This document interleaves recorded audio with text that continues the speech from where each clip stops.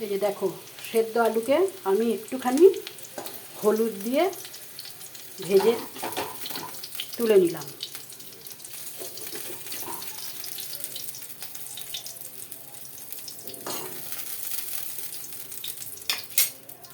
এবার এই তেল যা আছে এই তেলের মধ্যে আর 1 চামচ মতন আমি তেল মেশালাম।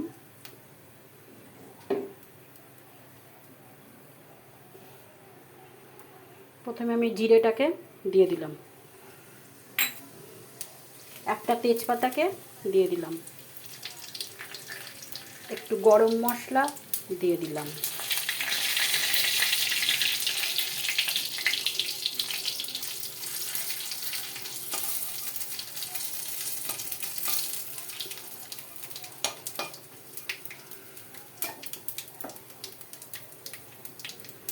এই যে পেঁয়াজটাকে বেটে রেখেছিলাম, পেঁয়াজের ভেতরে একটা টমেটো দিয়ে পেস্ট করে রেখেছিলাম, সেটাকে একবারেই আমি এটাকে দিয়ে দিলাম।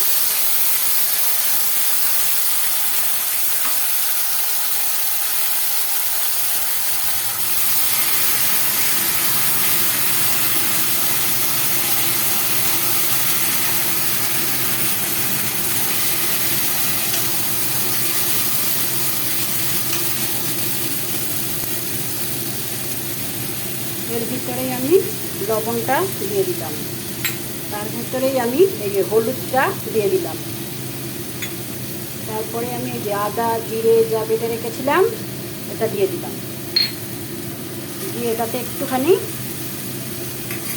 সামান্য মশলা ধোয়া জলটা দিয়ে দেব।